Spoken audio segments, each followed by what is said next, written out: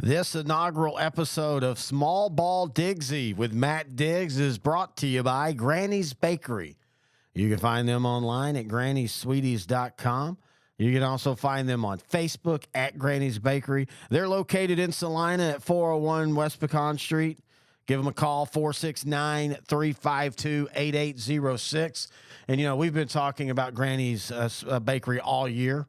As they've been a sponsor now. This will be their third show, technically, as the original 7-4A kind of morphed into the North Texas and now morphed into Matt and I just picking every game across the state in 4A through 2A in the state semifinals. And we love Granny's Bakeries. They have cakes, they have breads, they have a great coffee bar, they have a beer and wine section, they have a cupcake factory. But the biggest thing that I think is cool about them is they do classes.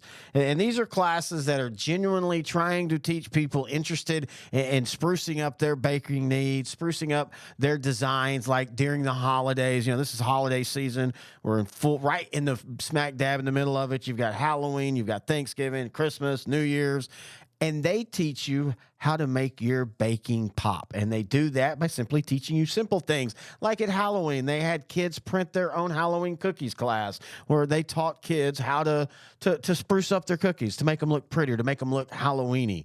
And I think that's awesome because it's not just being able to do all that. It's being willing to share it for people and then technically in a way hurt your business. Not really, but you know what I mean, because you're teaching them some of the things that you do that brings them to you in the first place. You can also book a private class at 469-352-8806. And we appreciate Granny's Bakery for being a sponsor on L4 Media and S2S Sports for the season. And speaking of a sponsor that we've had for a while, we want to thank Power Plus Mouthguard. This is the 5th year I've been talking about Power Plus Mouthguard, and it's because I believe in what they are. We're in an era now where people are trying to make sports as safe as possible because we want the sport to survive. We want the future of the sport to thrive. So why not use the future of mouthguards? And that's what Power Plus Mouthguard is. And I'm not just saying that as a tagline.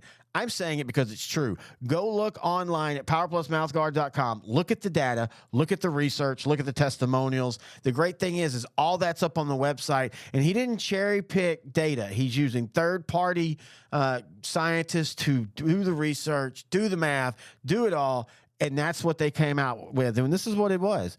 It helps you eliminate concussions. We'll never be able to do it 100%, but under 0.1% is pretty darn good, and that's where Power Plus Mouthguard is. And also, it helps you perform better simply by aligning your jaw properly, which allows you to get all the oxygen intake in you need, keeps your brain fresh. You avoid that fog of football. Your muscles get all the oxygen they need. They're performing at a peak level. So you're not only keeping your kid or you, if you're a weekend warrior, safe, you're also helping them to perform better. And that's all with one product, powerplusmouthguard.com. It's the semifinal week, and normally I'd be saying it's time for the Granny Bakery and Power Plus Mouthguard North Texas show, but we're rebranding it, and I think this might be the future of this show. It's the inaugural Small Ball Diggsy with Matt Diggs, as him and I, me and him, however you want to say it. We're going to be talking small ball tonight and forever, 4A, 3A, and 2A style. So before we do all that, Mr. Diggs, how are you doing? We're going to give it the sideline to sideline treatment with a little bit of a DFW flair and no Coach X. I think that's your marketing. Small ball Diggsy, no Coach X right under it. Think it'll be great. I'm doing well, Terry. How are you doing? Great. I will say this, though. It's Coach X is not the only foil anymore. We now have Playoff Tree, which is pull back the curtain, Grant talking to a modulation after he's had a couple whiskeys while we're recording the show. So you might have a new enemy going forward. But other than that, I'm doing great. This is my favorite time of the year, even though it's always tinged with sadness because you and I, we go 100 miles an hour doing this stuff. And then after next Saturday, not the Saturday coming up, but the next one, after that, it's just over. And it's a cliff. Like there's no slowdown. You're going 90 to nothing, and then boom, it's at 0. And I love it. Like, I get to rest. I get to have a couple weeks where I just don't do anything. That's kind of my vacation time. But it's also just kind of so sudden. I end up like looking at the clock a bunch. Even now this week, because I just don't have as many coaches shows and stuff anymore. I'm looking at my clock at 3 p.m. going, man, can I just go to bed now? I have nothing else to do. Yeah, I mean, we will probably put in conservatively 50 hours from Wednesday for Toller all the way through Saturday night. And that's not even including the prep work. So I completely understand that cliff work, but we love it. So it's one of those things. And it is a loss. And fortunately, I don't know if it's fortunately or not, but I have that same kind of feeling when Plano East loses. So I have that personal connection. It's like, because the whole family and I, when we go to Plano East games, we go to dinner, we make it a whole thing, and then we go to the game together, and then I come home and do the dump afterward and research all that. So it's definitely pulling back the curtain, a loss there. And then I have this 3 or 4 weeks where I kind of become more media Diggsy heading out there, and then it's just done. And, but this year, though, Terry, we do have realignment just right down the corner, and I think that gives a little bit of a buffer. I think realignment years are easier transition than non-realignment years. Yeah, and it's fun because, and I've said this before, and I've told you this, I don't care about the projections. I don't care about putting the districts together because even Padilla and Matt Stapp and those, I think, kind of get tied in a little bit with UIL. I think the UIL kind of floats them some stuff. I still don't care. But I do care the day of realignment. I do care to see where all the teams are in their new districts or their same districts, their new classes.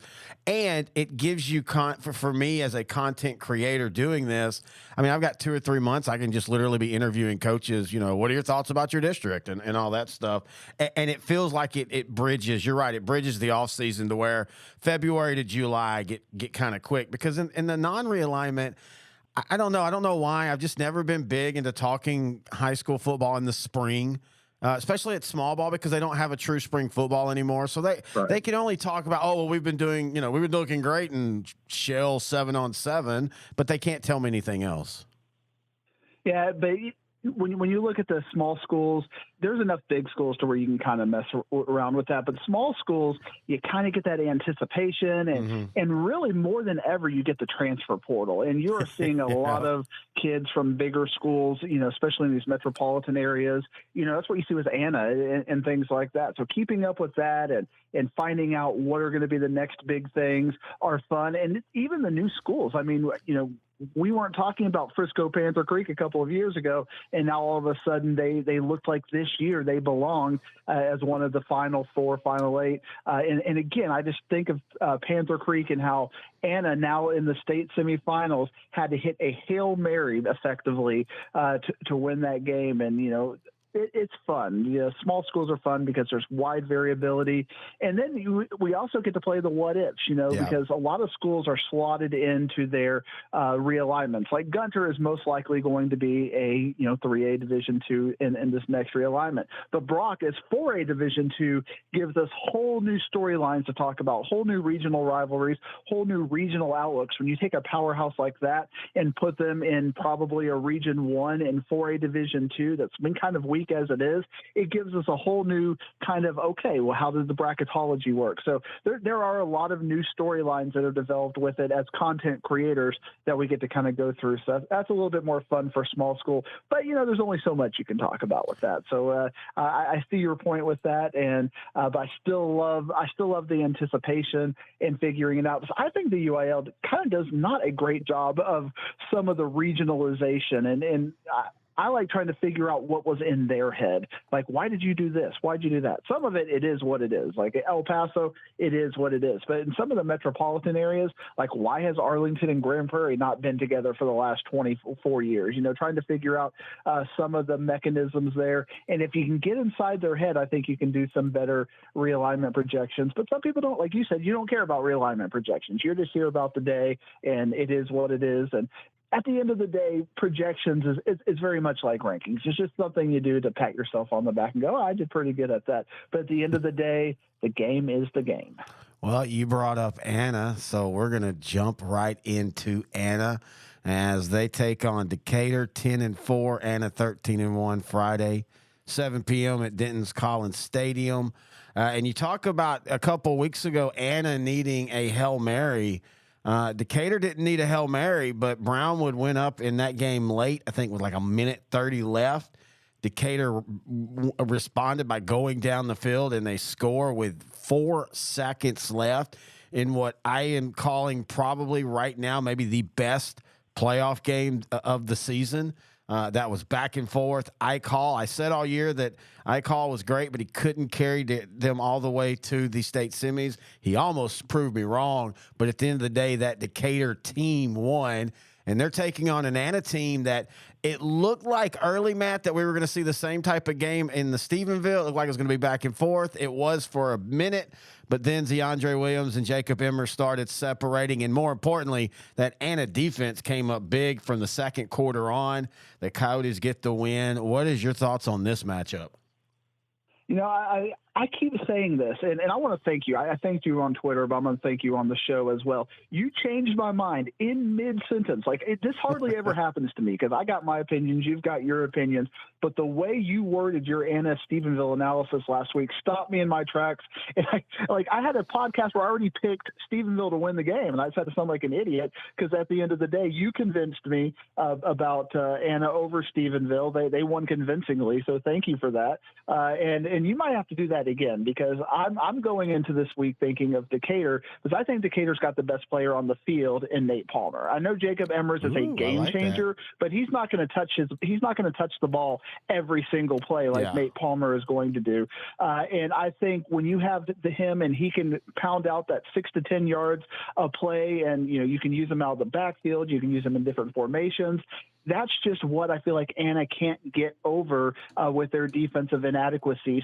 Panther Creek didn't really have that. I mean, they had a well-balanced team, but they didn't have that one player they could just point to and say, okay, at the end of the game, who's going to be our player? Anna had that in Jacob Emmers, and that's what kind of led them there at the end of the day. But I think Decatur has gotten much better from week one until now to where I think it's going to be a big offensive shootout, but I've got them by the touchdown that Anna beat them earlier in the season. I think it's going to be that type of game again. I do want to remind you 2 things. That was DeAndre Williams' very first start as a Anna starting quarterback. And while he threw for, I think, 250 yards, he had 3 touchdowns. He also had a couple big interceptions, and he had a fumble. I think he has become more efficient. Also, Jacob Emmers didn't play that game. They had to rely on Steens, Sean Steens, and he had over 100 yards, and I remember he had a couple big touchdowns. I agree with you. I don't know how Anna stops Nate Palmer. I know they did well against China Springs offense a few weeks ago, holding them to 21. They held Stephenville last week to 21, but Tate Marzukas had been injured. He had been, he had been off since the Brownwood game. In fact, we were told before the Brownwood game, and we promised not to say anything on the air, that he was out for the year, that they were moving him to slot. And that's what he played for a lot of that Brownwood game. And then in the fourth quarter, they really needed him after 2 quarterbacks went down.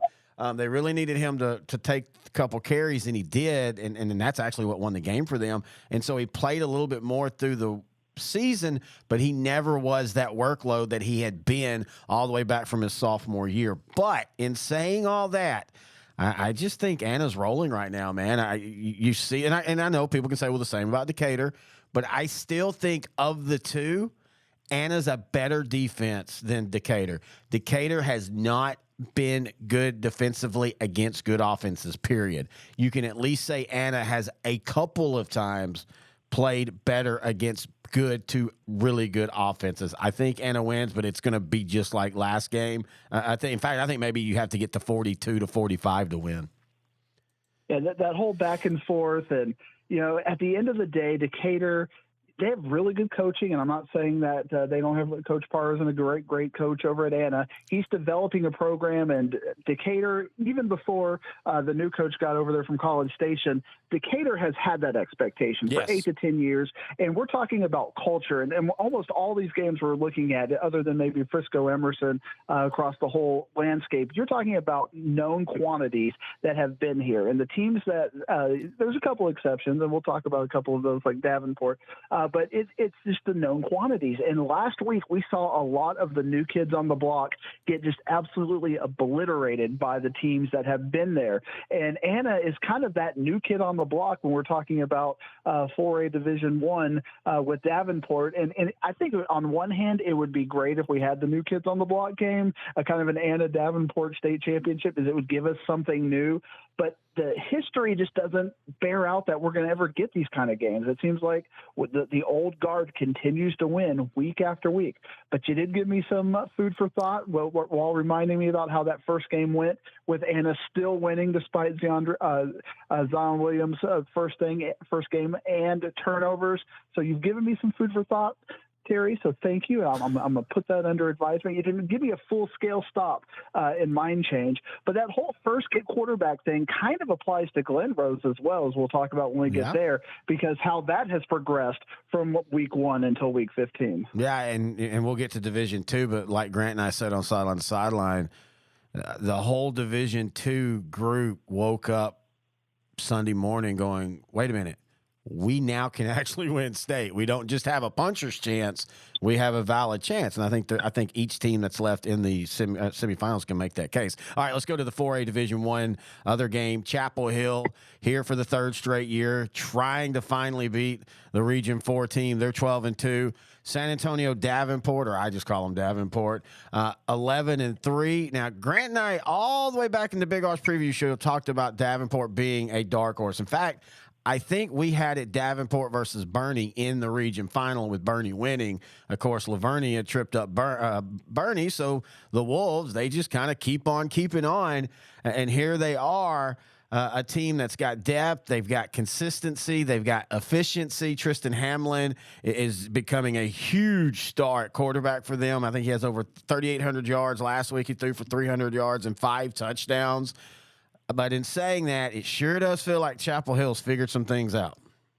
Yeah, not only have they figured some things out, but I want to give a little bit of an anecdote, as you kind of mentioned the whole Davenport thing. I went on one of the East Texas podcasts, and I went off on them for calling them San Antonio Davenport, and they're like, Diggs, you realize here in East Texas we don't call them Tyler Chapel Hill. We know you're from out of town when you're doing that kind of stuff too. I'm like, oh, I guess that's a good point. So we do just have Chapel Hill versus Davenport at the end of the day in this game. And if you don't know where they are, look them up, because I don't think they need cities that they don't reside in to be part of that. But one thing that I am just reminded of, and it's kind of the element I talked about with the Anna being kind of the new kids on the block and not being here. Chapel Hill has been at this point for 3 years now and just waiting to crest. I mean, I think this is quite their year. They've been there and fallen just short a couple of times, and now they're looking to go over. Whereas what I'm seeing across the state, when you have a team like Davenport, I think they're kind of happy to be here. I don't know what, and maybe their coaching staff would have a completely different take on this, but Chapel Hill feels like they have that energy and that experience, and they're on a mission. And I don't know if Davenport, even if they have a little bit of a better talent edge, and I'm not even saying they are, but if they did have a bit of a talent edge, has enough to overcome that kind of killer instinct that Chapel Hill has right now. Yeah, and I was kind of watching some stuff on Davenport online and their coach and stuff, and there was a little bit of the all shucks, we're happy to be there. Now that could also be a wolf in sheep clothing by playing that up, but it does feel like they've got the big eyes. But now, in saying that, we can also flip this around and say Chapel Hill has pressure of being here 3 years and not breaking through, while many people have felt they might actually be the most talented team in Class 4A Division I. And Davenport has none of that baggage. They're just here to play football. And so I do feel that Chapel Hill has a tendency to turn the ball over. Their passing game has completely went backwards from where it was 2 years ago, when Brisbane at least was hitting receivers. I remember that LBJ game, 38-35, and him having a couple big throws in the game that kept them in that game. And last week they threw the ball all of 6 times for 7 yards, and one of those was intercepted. And that's been their big issue, is their turnovers. And so I do see a world where Chapel Hill comes out a little pressured, a little stressed. Davenport maybe changes some things up, takes some shots early. Chapel Hill fumbles it a couple times, and before you know it, the Wolves are up 21 points. I don't think that happens, but I could see that happening. Clean football, I think, is going to be a theme we're really going to start talking about when we get down to 3A. But even Chapel Hill only scoring 21 points, they put up 450 yards running the ball, almost three different guys averaging 7+ yards a carry. So, it's not like even Davenport can just focus on one player. Okay, if we stop Brisbane, we stop Stewart, we're good here. You got to stop all three of them. But I do think they're going to need to hit something in the passing game to keep Davenport a little bit honest, because once that box starts creeping up a little bit, those 7 and 8 yard runs, that's nice when you get them in big chunks, but all it takes is 4th and 1. Can you convert those consistently when you know what's happening, and you basically are going to sell out to stop it? But again, there's too much talent for Chapel Hill, too much experience for Chapel Hill. I got to stick with them.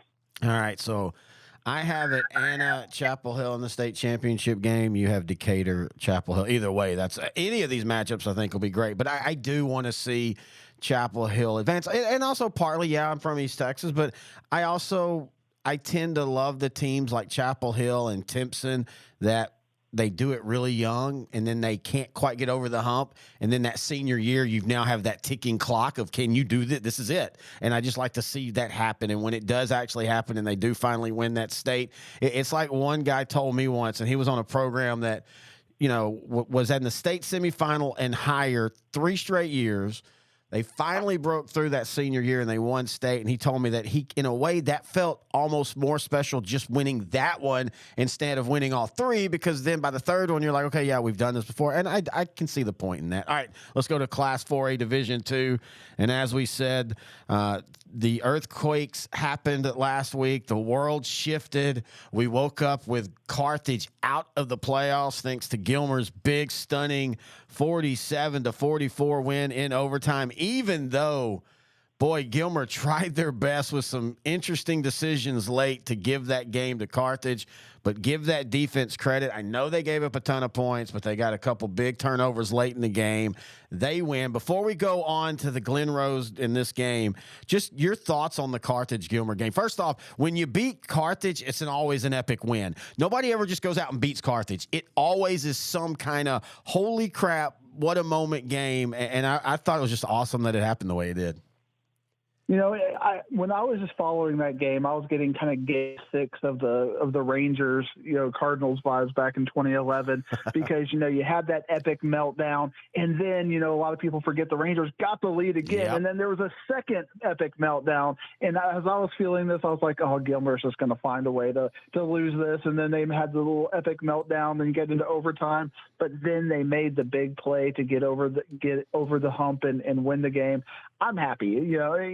I'm not happy for Carthage and losing and their players and their coaching staff. I'm not like, I'm not laughing at them. I'm happy for the state that we get some new blood. And, it was an epic game and Gilmer won. It wasn't a fluke. It was, a hard-working, charging kind of a game. And the best metaphor I can give that I understand this of, I feel like now we have like an 8 seed and a 7 seed in the state semifinals, like if you're using March Madness as a metaphor, and one of those teams is going to make the state championship. And these might have been teams that, they earned their way in, but at the same time, that half of the bracket is definitely not what we were expecting. First off, I also want to remind you that And I can talk this now because of what happened this year, but also Game 7, Texas actually jumped out to a 2-0 lead against St. Louis and then promptly gave that lead right up in the bottom of the first. But anyway, you're exactly right. And I can't remember a time in 4A, except for maybe when Carthage was in 3A or in Region 3, but even then there wasn't any really Region 4 teams. It's odd to say the Region 3 versus Region 4 state semifinal feels like the real state championship now. It absolutely does, and I'm excited. I'm learning more about Belleville as a DFW guy looking down there, and I'm becoming very impressed at how they're executing right now. That is an absolute machine, and it's the kind of machine that if you're going to be a new kid on the block, that's the kind of machine you need to because that travels very well. And even though they got a little bit of a slow start in that first half last week, they turned it on in the second half and went on in business. Now you got Belleville against one of those teams, Wimberley, one of the blue bloods that is always there. Can they finally beat a blue blood? And that's going to be, again, I'm looking for style points, and I will kind of base my championship pick, which I think either of these two teams will be a favorite.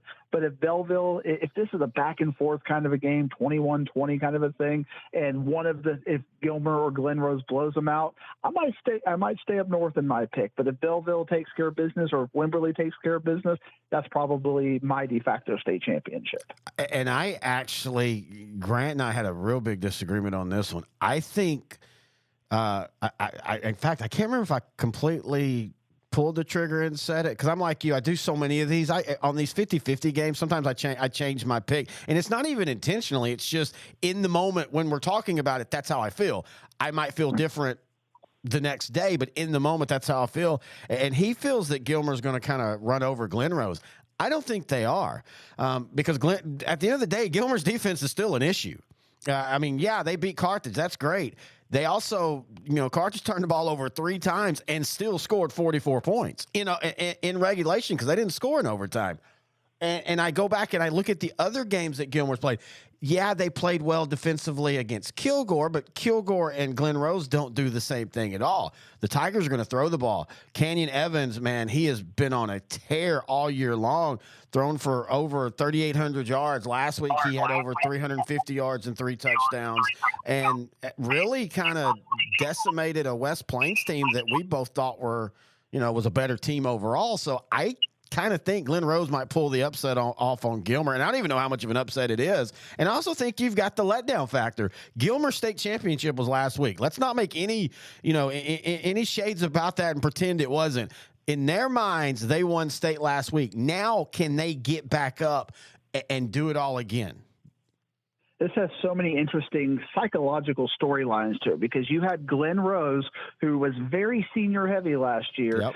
Get to that state semifinal game, should have beat Carthage, and was unable to do it. And then we just kind of expected, well, Glen Rose hit their peak. They're done. We're not going to see them at this point again. Yet right now, they probably, going into the game, have a better chance of making the state championship this year than they did last year. I mean, if we're rewinding what we were saying about this game last year, we're probably talking about Carthage is going to take care of business. Carthage is going to roll.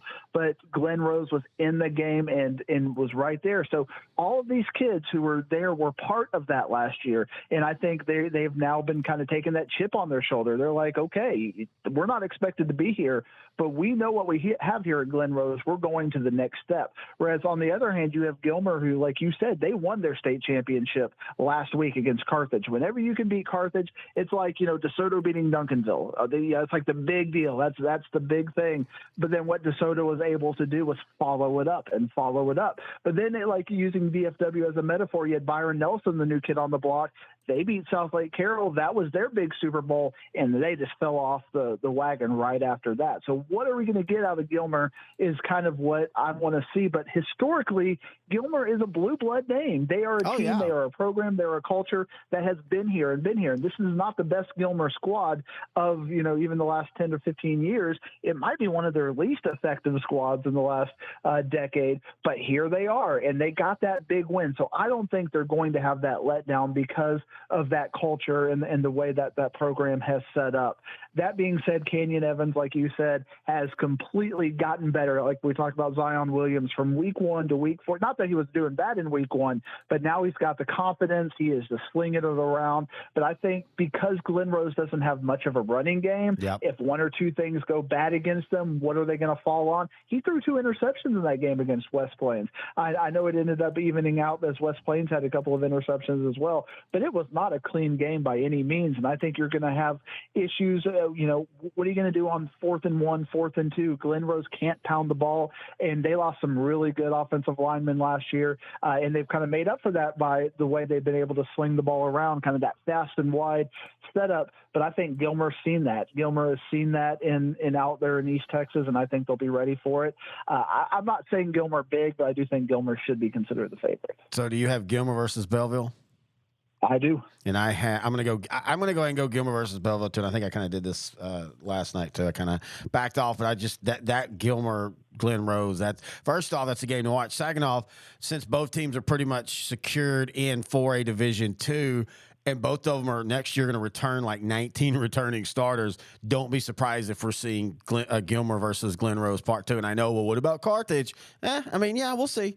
Once Carthage lost, now they've got to prove it again. Not that they have too far to prove. But anyway, let's go down to Class 3A. Division One. It's funny how great this. We talked about Region 3 all year long, and the playoffs. It turned out to be exactly that. We talked about Brock has a new competition out there. Whitesboro's fading down, but you're going to have Paradise. Bushland's going to be back. They're in trouble. Malakoff's great in East Texas, but watch out for Winsboro, man. They're loaded for bear. And in Region 4, well, not Region 4, everybody figures it's probably going to be Edna again. But it's crazy how great this division was and how competitive it was. We have the exact same semifinal matchups as we did last year, and that's not a bad thing. No, and all four teams have earned their way. And I want to get your opinion on something, because you were talking about it with Tate Maruska when I talked to Stephenville. And I wanted to stop you and get your feedback on it then, but I was like, we'll talk about it when we get to Brock, because I'm sure you'll briefly mention it. And that's the idea of Austin Iglesias last week had a high ankle sprain, was in a boot, ended up playing. You talked about Tate Maruska, how he kind of gutted through it. Aiden Winters had an Achilles injury, and almost everybody had ruled both of those kids out, and they ended up playing. What do you think about these smaller schools playing known injured kids in these kind of games, where they wouldn't be in more urban areas? The athletic trainer would have shut that down, and it wouldn't even be a consideration. It's funny you asked me that, and I know you know a little bit about me, but you don't know a ton. But the football guy in me is like, yeah, dude, if that dude wants to tough it out, yes, go for it, do it. You never know when you'll get another chance to do this. You're not promised college, blah blah. And then the 48-year-old me who has a bad knee that some days I just can't walk. I've had multiple operations on it. And then the 48-year-old me with the bad shoulders that I've got to the point now where when I sleep, I'm going to wake up 5 or 6 times a night, because when I sleep on one side long enough, it literally is frozen, and so I have to roll over, and so that shoulder becomes frozen. And then by 4 a.m, I can't, like, from 4 a.m. till 7 a.m, and I usually get up during football season at 5. My shoulders, I can't raise above my shoulder level. I have to just continually, while I'm recording, stretch my shoulders out, and finally, after 3 or 4 hours, they'll kind of relax, and I can kind of move them again. So that part of me says, yeah, there needs to be somebody that steps in. But again, you're never gonna tell a 17-year-old that. You're never gonna tell a 17-year-old's head coach that. You're never gonna tell a 17-year-old's parents that, because they're all bought in on we're gonna win state, and I get it. Right. But yeah, and I mean, that was, to me, one of the guttiest. I don't have an opinion on it. Like, on one hand, I'm incredibly impressed by it, but the whole game I was just cringing. Like, every time he had to run, I was just like, and he could barely move after the end of the game. I went down on the sidelines, but at the time, I guess the adrenaline, whatever it was, there was a pick six in the game. It ended up being called back by a turnover, but Austin is the one who had to go run them down, and he ran them down and kept them from getting that last couple of yards. But then they threw the flag and said it was defensive holding downfield. And I'm just thinking that might be it for him. Like, him having to run that 80 yards to go catch that player, because he didn't know that the flag was down there.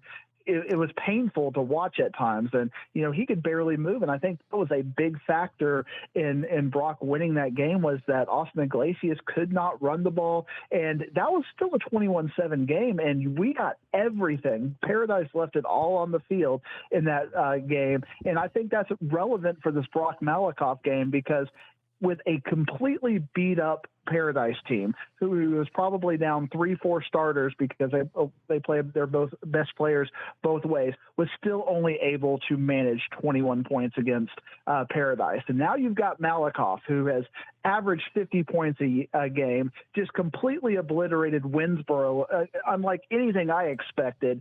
And now I'm thinking, is Brock going to be able to outscore that team? I think Malakoff in this game because I just don't think Brock is going to have the physicality and the offensive ability in these good games to get past that 21-point threshold.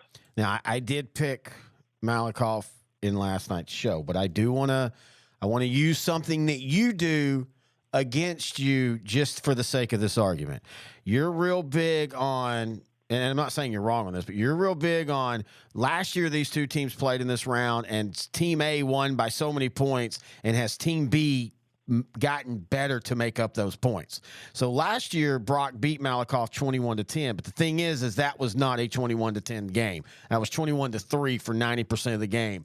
Malakoff had under 200 yards of offense. Malakoff got absolutely dominated physically to the point where, just like Paradise, that has kind of become Malakoff's rallying this year, is we want to get back to that game and we want to prove how physical we are. So I'm asking you, 21-10. So you think Malakoff is made up? I'll go ahead and say 11 points, but I still contend that was legitimately a 21-3 game for most part.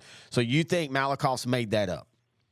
I think they've made that up, and that was Brock's best game of the year. If you look back historically, they've had those one or two turnovers or special teams plays that go against them every single week. Even in Paradise, they had an interception and an onside kick go against them in that game. They played a completely clean game against Malakoff. You got Brock at their absolute best playing that 21-10 atmosphere. They've not played at their absolute best at one point this year.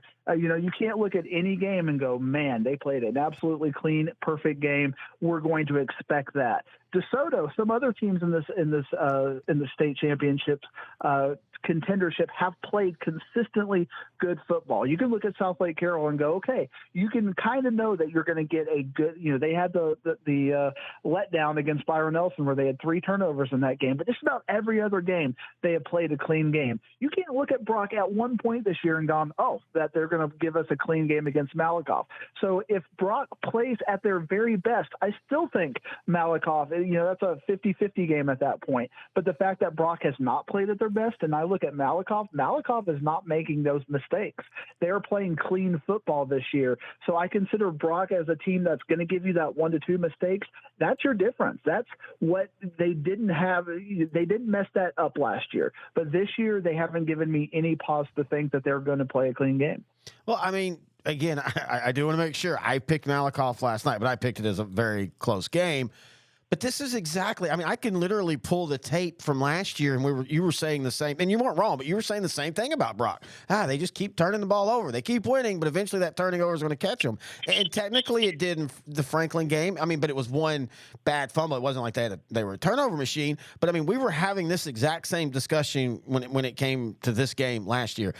I just think some teams are good enough to consistently have a turnover or two, and they're still going to play well. Because here's the thing, Brock is like plus 31 on turnovers, even though they've consistently, and I think they literally average, when I looked at it, I think it was almost 1 turnover a game.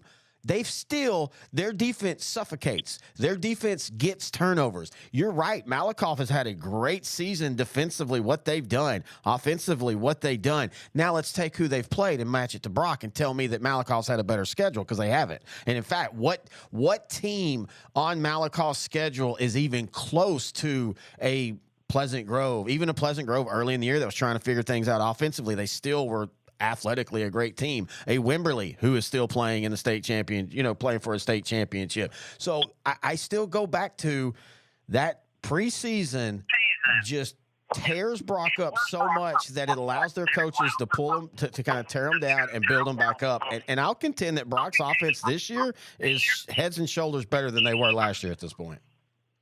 See, I disagree with you on that. I think Really? They were better last year. This year is more of a systemic thing, and I'm looking at what Malakoff did, and Malakoff's got almost everybody back. All the big names that were creating big points for them last year are back. You got Mike Jones. You got the 90-yard Chauncey Hogg play that you talked about, the late thing. He's back. Whereas Brock is replacing everybody. Reed Watkins was the only one that was going to be back, and he's at full with All Saints. And church ball is over now, so there's none of that going on anymore. So you have all of these components that had to be replaced. The key infrastructure, what Brock is bringing back, is their offensive and defensive line. And Hunter Fay and some of those defensive linemen are absolutely amazing, and they're able to put the pressure. But when you see them against good teams, look at the 6 games that you've kind of mentioned, the 4 that they had in Paradise twice. They've not scored more than 28 in any of those games. When they start playing good teams, that offense gets real constricted real quick. And at that point, are you telling me that Malakoff is not going to be able to put up at least 21 to 28 points? I don't think that. I can't see Malakoff not getting that 21 to 28 points, but we've seen consistently Brock in these games can't elevate themselves to get past that point. So that's part of that. But you're right. I did say I gave the same exact speech last year because Brock is consistently having those mistakes. And at some point, you got to play clean football. I trust Malakoff to play that clean football. Well, as far as the 28 points, I actually agree with that. I said it last night. I actually think this is one of those games that everybody thinks is going to be lower scoring, and it turns out it's not. I will end with the Brock offense, and this is nothing against Tyler Moody. But last year when they were, wanting to actually throw the ball more and spread it out more, he struggled. Brody Woods struggled early, but Brody Woods has become the quarterback that I think Brock thought they wanted, or what they were wanting for the offense that they're doing now. I mean, you look at them last week, and yeah, we can talk about the points, but I mean, they had such a balance. They ran for 151, they threw for 162. And I also want to point out this, and this, I do have the luxury of talking to the Brock head coach every week. And I'm not saying they went into the game last week and said, hey, we're only scoring 21, but he also said that, hey, we're gonna score what we need to score, and that's fine. We're not gonna do what we've been doing like with Clyde and them. They just kept putting the pressure on because he wanted to keep giving that offense more confidence and more confidence. But I do think that this is a higher scoring game than what people say. And I do still think Malakoff wins. I agree with everything you said. Again, I just wanted to turn it around on you just because I do think some of the things you said that you say on other games, you can kind of turn not against you, but you can kind of turn and use it to argue that Brock might win this game. But I do think it's going to be a great game. I think it's going to be close, but I have them winning. Now, in the other one, look, I love what Edna's done. The Cowboys are fun. They're defensive. They have a really underrated quarterback in a division that's just absolutely loaded with quarterbacks. In Jaden Clay, that's all well and good, but they don't match up well with Franklin. They didn't last year. And using your thing, it was 41-13, and I don't think in any way close Edna has gained 30 points on Franklin. I agree. I think, and the way that Franklin was able to overcome Lorena this past week, the fact that their defense was able to step up, Franklin's going to get their points, and they did get similar points in the first game and the second game, but the defense stepped up. So now I'm thinking of Edna and how are they going to try to bridge that gap? They're not. I think Franklin's going to win pretty handily. Yeah, and I think that this, I mean, there's nothing you can do about it. It's who you play. And I get that they never want to do a 1-4 because of the distance, but I contend that most Region 1s and most Region 4s, you just meet in Waco, you're probably going to be okay. I do wish that they would rotate the regions. And the reason is, and even Coach Fannin said this on the Franklin show, he totally understands that, yeah, Edna's going to be physical, and we're not trying to say they're not, but would you rather come out of the Edna game playing for a state championship, or would you rather be Brock or Malakoff, who are just about to basically take baseball bats to each other for 60 minutes or 48 minutes? I was thinking NFL. Which game would you rather come out of? I think it benefits Edna to get Region 4. Absolutely. And you can see that statewide. And it's kind of funny that almost every other sport has some sort of seeding and rotation but football. Yeah, I get it for the bye districts. I totally get it for the bye districts. But then, as you've pointed out, we live in a world where some of the bye districts was Lancaster driving not to Houston but to Port Arthur and playing them on the road. I think you could do a reseeding in the second round. You don't have to do it every round, but at least in the second round, reseed it, have the top, and play it like that. And just to see, I would just love for them to try that just to see how it went for a couple years. Or just like, throw some what it would look like out there, because that's how the UIL usually does it. I've seen them throw up some mock-ups. This is what 7A would have looked like if we were doing it. So throw it out there and see how it comes across. And who knows? I mean, anything you can do to make the game better, I think, is worth listening to. And I don't think, I think when people hear trying something, all they think about was what if it fails? Well, if it fails, just don't do it again. I mean, we're not saying this has to be the law for 20 years or anything. We're just saying, hey, for one for one time through of a realignment cycle, 2 years, let's try something new and let's see if it works. And if it doesn't, we can always go back to the tried and true, and everything will be okay. But we're talking about a football in of itself is a fan base that doesn't like change. And bracketology, I mean, they do some different things, and even in basketball, as I'm kind of tuning into Plano East basketball and Plano East volleyball this year, because we're pretty good. I don't know if you know that Plano East basketball is pretty good this year, potentially state championship caliber good, and given that Plano East has never won a state championship in any sport, whenever the warning light comes on that it might be a chance, I'm definitely tuned in. But in the, you have to play 5 games to win your region, in the other sports, we have to win 7 games to get there. And usually 5 to 8, districts 1 to 4, districts 5 to 8 are playing 4 games before they play a crossover game in the regional finals. So you have these kind of situations where you can do some things, and the UIL definitely has that flexibility. So don't let people say they can't. All right, let's go to Class 3A Division 2. I think the game that, if you love football in general, but especially if you're a small ball fan, Canadian versus Gunner, 14-0 versus 14-0, 2 machines. Everybody knew Gunner was a machine. Everybody kind of thought Canadian was going to be a machine with Cavalier at quarterback, his dad now the head coach. And then what they did to Bushland and the score, 55-33 or something like that. I was out there. I can't remember the actual score, but it just, that's when everybody realized, oh yeah, Canadian's just going to be Canadian this year. And here we go. These 2 teams are meeting. And let's not forget, last year, Canadian, I feel, probably feels that they should have won that game, losing 21-20. A couple weird things happened defensively on a foggy night, a couple bad calls and all that kind of fun stuff, or questionable calls. I don't want to say they're bad. But, man, this is a battle of blue bloods. And it's funny. I'm tired of Duncanville North Shore because the game seems to play out the exact same way every game now, except for the first one in the Hail Mary. But Canadian Gunner, I want more of it, because you never know what you're going to get when these 2 teams play. And again, I'm so frustrated that they're playing this game on Friday. Yeah, I know. Like give me a Thursday version of this game. Cameron Cavalier has been absolutely fantastic for Canadian. But one thing I'm a little bit worried about, if I'm a Canadian fan, is kind of the one-man band when it comes to the offensive side of that. I mean, it's all him, and that's a really good tune to play. But at some point, Gunner just has a lot more weapons and a lot more choices that they can have out there to score those points. And but kind of on the other side, Gunter got pushed more than I expected them. And let's give Jacksboro some credit. I gave him the flowers on Twitter. I was incredibly impressed at what Jacksboro did.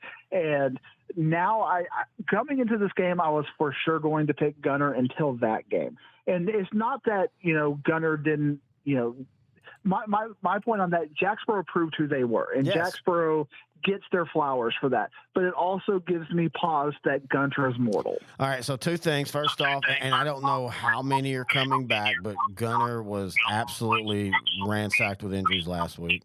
One of them being their starting cornerback, who will probably be All-State. He's supposed to be back this week. Also, I'm like you. I was there. I'm like you. Tip your hat to Jacksboro. But I'll tell you what it showed me was that you can be almost perfect offensively, but Gunner's going to match you score for score. And I don't know if there's anybody in 3A Division 2 or 3A Division 1, to be honest with you, that can truly match them score for score. And so even as great as Jacksboro looked for mainly a quarter and a half, the Rose started coming off in the second quarter. They did have a touchdown late that kind of made it close at half. But from that moment on, Gunner's defense played different and all. And to me, that's the wake-up call you want if you're Gunner the week before Canadian and not the week of Canadian. Absolutely. And, we even talked about it on our on the show last week that if Jacksboro's offense was good enough, could they get 70 against Gunner? Because that's what they're going to have to do. It was going to have to go score for score. And the Canadian, I don't know if it's going to get up to 70 level, but can Canadian match Gunner score for score? And at the end of the day, with a one-man band, I don't think they can. And I almost said this, I should have last night. I actually kind of see it maybe playing out like the Jacksboro game. Not quite as offensive because Canadians defense isn't lights out, but they're good.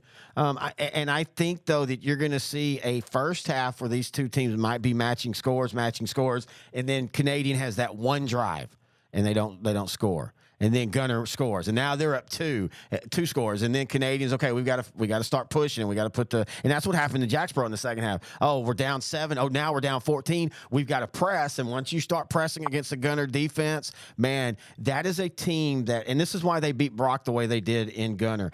Gunner as a teenagers, that team and that coaching staff, they smell blood in the water better than any team I've seen in a long time of covering this. It reminds me of like late 2000s Dangerfield, back when they were still winning state. And they could kind of be mucking around for a quarter and a half, but all of a sudden their opponent would make a mistake and Dangerfield would just be like, all right, good, thanks, you just gave us the game. I feel like Gunner can be that way too.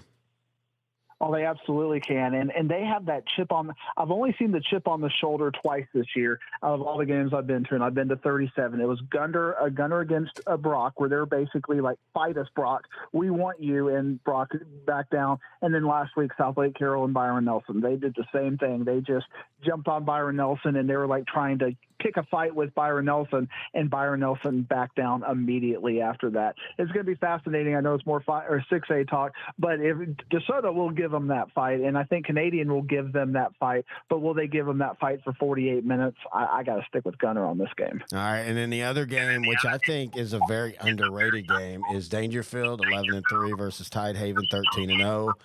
This game is Thursday, New Caney's Randall Reed Stadium, great stadium down there. I think we both picked. I can't remember. I think we both picked Dangerfield last week against Newton. But I was Newton. You picked Newton. So okay, I couldn't remember. And going into the game, that was very much a 50-50 game. In fact, I do think people kind of thought Newton might have the advantage, partially because of the record and all. But again, Dangerfield at times, just can play with their food a little too much, just like they did with Harmony right at the end of the year and losing 26-21. But man, Dangerfield looked really good last week. Becoming only the second team I've ever seen just truly out physical Newton. The other one being Wascom of a few years ago when they went down to Nacogdoches, and you want to talk about hit Newton in the face, and Newton was like, yeah, we don't want any more. They weren't quite like that against Dangerfield, but they weren't far off as the Tigers, man. That second half, they just pulled away, and they are just so talented. They're just so fast. But I contend, Matt, that Tidehaven has a running back in Joseph Dodds that can give them trouble, and they're good enough defensively. They're not going to do what they've done all year and shut out Dangerfield, but I can see a path where Tidehaven pulls off the upset in this one. I absolutely can see that path as well. And Dangerfield has not played at their potential ceiling at every game this year. All you got to do is go back to the Harmony game, and you can kind of see Dangerfield taking a little bit of a week off when it comes to that. So I'm a little bit skeptical on Dangerfield, but the fact that I think they're playing at the right level at the right time, and their athleticism is ridiculous. A Gunner Dangerfield state championship is a win for the state of Texas. So that's where I'm going with that. Yeah, I think I'm going to hold. I think I picked Tidehaven in the upset last night, but again, I sometimes flip. And you know what? Let's just talk about that real quick. If it happens, the type of team that beats a team like Gunner or beats a team like Carthage or beats a Lido, any of those that when they pull that upset off, there's two types. There's the type like China Spring did, that they were just way better than what we all realized, kind of because of the style they played, kind of because of the district and their schedule. And so they were just better than we thought they were, and so they played Carthage, and they played them well a few years ago. But then there's that other one that those kids have no idea who Gunner is. They're in East Texas. Dangerfield's all the way in Northeast Texas. They got to worry about their local teams, and that's who they're worried about. And hey, great, we get to state. We'll play whoever plays them. And I will say this: if it comes to Gunner and Dangerfield, and they do what they did against Brock and say, hey, let's fight and throw a punch, not a real punch, a proverbial football punch by being physical, and Dangerfield's in the right mood, Dangerfield's going to be like, let's eat. And if it's that game, I definitely can see Dangerfield winning it.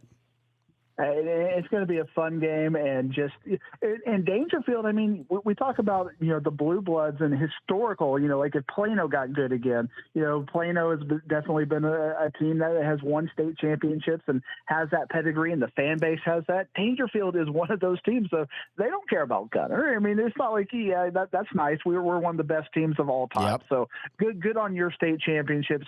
We've got our pedigree and history too. So I think that's why that game would be much fun. Tidehaven versus Gunner, you're going to have a team that's happy to be there. Yeah, exactly. But I do contend Tidehaven's way better than people are thinking. All right, let's go to Class 2A to finish up the small ball. Do you like the title, by the way, the Small Ball Diggsy Show? I kind of like it. Yeah, I kind of do. I kind of feel that maybe it's just because I hang around Grant enough and he's got a dirty mind. I got to kind of have a feeling we got to go small ball, parentheses. We're talking about small towns, not balls. Parentheses, Diggsy. But we'll talk about that in the offseason. All right, 2A Division I. Again, you want to talk about a matchup. It didn't have the same draw as Gunner Canadian because Stratford last year got upset in the second round, I think it was, by Cisco, like 10-7 or something. But Stratford 14-0, just laying waste to Region 1 this year. Of course, the Rattlers, Toller, 13-1, pretty much laying waste to Region 2. I don't even really like to count that loss. I feel like if you play a private school, you should have the option to be able to keep the loss or not. You can just, be 12 or 13-0 and just say in parentheses they lost to a private school. But anyway, what are your thoughts on this one? Yeah, state champion private school at that. So, I mean, that was a pretty good, impressive loss on their part. And, it wasn't close. But, if Toller played, Duncanville, they're probably not going to beat Duncanville either. What a big Toller mark I am. I love Toller. I love the Rattlers. I've got bits with them. But I came in, and we talked about this last week, I completely dismissed them having any competitiveness with Marlin because I was like, that game was 71-13 last year. Yeah. Did Marlin get 58 points better? No, I'm going to take Marlin. I'm going to take Toller by as much as they want. And then I watched that game, and they're all of the things that I saw them when they played Crawford, and Crawford finally shut them down. I saw them in this game. I saw that offensive line have a hard time getting, Marlin had a defensive guy just completely wreck Toller's offensive line. Just one player was able to consistently make plays, and they eventually just ran away from him, and they were able to get a little separation in the fourth quarter. And I see that Peyton Brown is just not what he is, what he needs to be right now. And when you can shut him down, I mean, he was having a hard time getting more than 3 to 5 yards in a majority of his runs. It just kind of got a little bit sluggish, and then the second half they figured it out and they got some points, but it still wasn't this impressive victory that I'm looking to see going into it. You got Stratford, who just beat the defending state champions and beat the bricks off of them. And I just feel like this reminds me of what the Crawford game was last year when they faced a big physical defense. They could not move the ball, and their best player is not at 100%. Taking Stratford in this game. I will point out, you're not wrong, but Peyton Brown still had 119 yards. I mean, he didn't have as many as he has, when he's 100% healthy, and even when he hasn't been.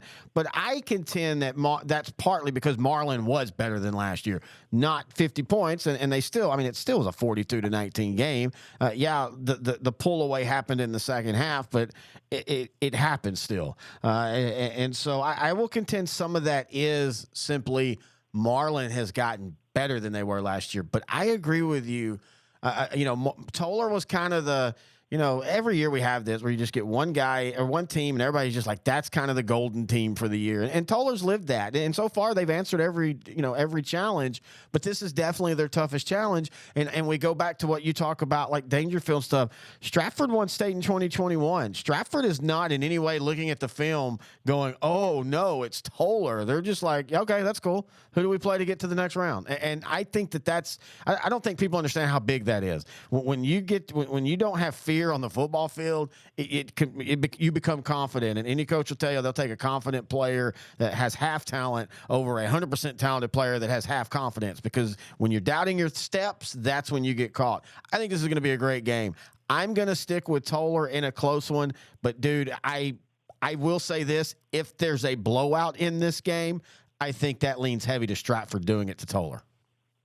Yeah, and I wish I didn't see the Toller game against Crawford last year, because you see this with every single game. We saw it with Albany against Collinsville, especially in the small schools, when one team is just a little bit better than another team, it can get ugly real quick. If the matchups are there and just that team is just better across the board, you get these 46-6 state champion, regional final games that you were excited about. Then all of a sudden you're just sitting there like, where did this come from? Like with Albany, I know you're kind of warning me against it, but Albany, what they did to Collinsville last week, is just like, what do you do? I mean, when it comes to that, and I just feel like Stratford has the formula to do that to Toller, because Toller is a little bit weak on the offensive lines. I think last year was their better window, and Crawford, just beat them up. And now you're in the deep water, and Toller's not been here. And as much as I love Toller,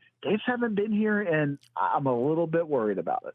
No, I'll be cheering for them. No, I totally agree with you. I think that's all valid. All right, let's go to the next one.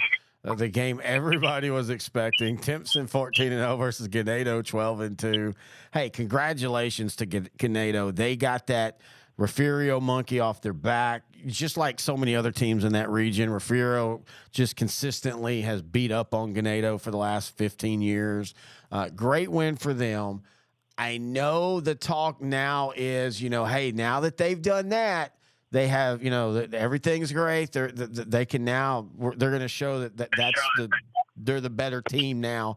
I contend, kind of like the Gilmore stuff. I think after seeing how they celebrated, it felt like if you didn't know the story and you just watch them celebrate, I think a lot of people said, oh, they won state. Awesome. Because they, rightfully so though, were very happy over that game. But I think this is still a matchup nightmare for them against Timpson. Yeah, I think Timpson is a nightmare matchup for anybody. When you have the best player in the state, or the best player in the game, I'm not going to call him the best player in the state. He's definitely one of the best players in the state, though. That's just a matchup nightmare you can't get over. And I think that Timpson is going to win state, and I'm going to give them the favorite in this game as well. But Ganado coming back the way they beat Refugio, just overcoming that game after, what was it, week 10, week 11, when we got to see it the first time. They should definitely be impressed for that. But again, I think we're in the happy to be here boat. Now, one thing, if J.J. Garner, who got hurt last week, if he can't play, that does level the playing field a little bit. But I don't know. And it doesn't always happen. I think one of the most famous is the Burnett teams back in the day when they had McGee and Shipley, and you saw them as a sophomore, they went really far. You saw them as a junior, they went really far. And you're like, okay, they're winning their state that senior year, and it didn't happen. It's not always going to happen for the great ones, but if there's ever been a team and a player that it felt so right for, it's Terry Bussey and it's Timpson. I agree with you completely on that. And again, who was that Whitesboro, or not Whitesboro, but Whitewright, good quarterback for a little while. He made that team so much better, ended up going to Texas.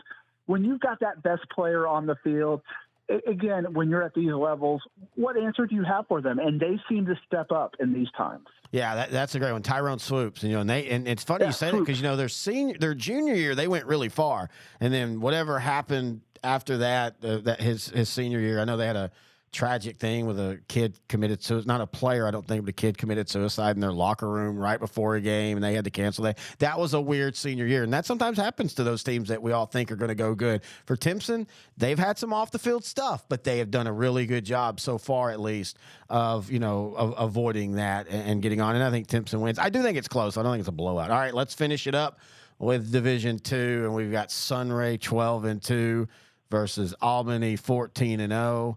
I don't know what I was more shocked at, Stratford destroying Hawley or Sunray just absolutely bending Clarendon over. A Clarendon team that had become the hot pick to win the region, and it looked like they were doing everything they needed to, and the Bobcats was like, nah, we're good. Armando Lujan had a huge game. The offense rolled, but it's Albany. And at this point, I don't even think it's about the players for Albany. It's just Albany. They're that good. It's just Albany. I'm not going to pick against Albany again for at least a half a decade. You can just go ahead and write that down for me. Albany to win state in 2023. Yeah, I don't have a problem. And maybe 2024 too. And screw it. Throw on 25 and 26 just for fun. Mart 14-0 versus Chilton 13-1. Belton's Crusader Stadium. That is such a underrated spot for the smaller playoffs. More of them should happen there. These two teams are right down the road. We talked about that last week. Again, Mart, like Refugio, they've ended the season for a lot of teams consistently, and Chilton is one of those. They've been roadblocked by them a few times. I don't know why. Maybe it's not trusting in Mart, which is really weird because the last 8 years, they either win state, go to the state semifinals and lose, or go to the state championship and lose. But something tells me that this might be Chilton's year this year. I would like to take that, but I think it's going to be one more game before we get that Mart loss. Mart, I always look at point. One thing I love about you is because with what you do with sideline to sideline, you go out and watch the games. All I can do is look at the stats and huddle videos and things like that. So to your point on that, Mart just hasn't quite had that pop that they've had in the past. Exactly. Their wins haven't been as vibrant. The stats haven't been quite there, and that's just numbers on the page. I get it, and somebody else who has watched Smart every single week might go, well, it's because of this, it's because of that. They're rotating more players.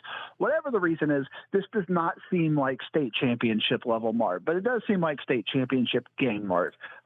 Chilton did take care of Falls City in a pretty big way this past week, but I think Mart has just got too many athletes. So Chilton hasn't seen the athleticism of Mart, and I don't think they're going to have any answers for that. All right, to finish out, what do you think on Sunday, 2A to 4A, on Sunday morning, what is going to be the biggest thing people are talking about?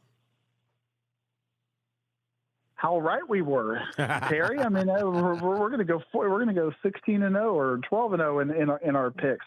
I think it's just going to be that yet again that we're going to see the same old teams coming to state every single year, and we did pick a couple of new teams, but at the end of the day, Mart, Albany, Gunter, Franklin. Is it going to be the teams we've seen? And I think that that's going to be what we take out of it. All right, Matt. Well, I appreciate you as always. He will be part of the state championship stuff. Now, if you don't listen to any of the other shows and this is the only one you listen to, then I'm going to tell you now, we're going to be doing all of our shows next week will be wrapped up into pre-games. So there will not be a North Texas or small ball Diggsy show or a sideline to sideline or a Brock coaches show or Franklin if they win. They will still happen, but they will be rolled into the preseason stuff. And the way I'm going to do it is the morning of or the night before, I will drop the audio versions of the pregame. For anybody that wants to listen, up to kickoff, you want to listen to after kickoff, that's perfectly fine too. And then we're doing these Super Bowl, these state championship game watch parties where you can join me on YouTube Live, Facebook Live, all those, and we can talk while we watch the game. Now, I can't show the game or anything like that. I've already had people asking me that because we all know Bally's, it's really tough to get the games anywhere unless you have DirecTV. I think it's Spectrum or one other one, or you actually buy the Bally's app for a month, which I tell you, honestly, just buy it for a month. Watch the games, and then you can cancel it. But we will have a watch party where it's just me in there. We're going to have some coaches come on. Matt's going to come on. Intern Noe from Outdrink the Coverage, our pro and college show. He's going to join me on the Friday, the 2 4A state championship games. And so we'll do the pregame video, which will be exactly like the audio, just video. Those will go up as the pre-games to the kickoffs to those games. So I just want to let you know, you're going to find the audio at S2SSport.com. You'll find the video on YouTube, Facebook, Twitch, Twitter Live, all those on the morning and afternoons of the kickoffs for those respective games. Any questions, thoughts, or comments, email me, Terry at S2Ssport.com. Again, thanks to our sponsors, Granny's Bakery, Power Plus Mouth Guard. And thanks to Matt Diggs for making this season another fun one, just kind of talking football with him, picking his brain, because he has a different perspective. And I always believe, no matter if you're talking sports, life, movies, politics, whatever, you always need to get a different perspective. Get out of your own vacuum. Get out of your echo chamber. That's the big one people call. Get out of your echo chamber and just learn other things and figure out, from there where you stand on stuff. And until next time, I'm Terry, and that was Matt. And this is Small Ball Diggsy, brought to you by Power Plus Mouth Guard and Granny's Bakery, right here on S2S Sports, part of L4 Media.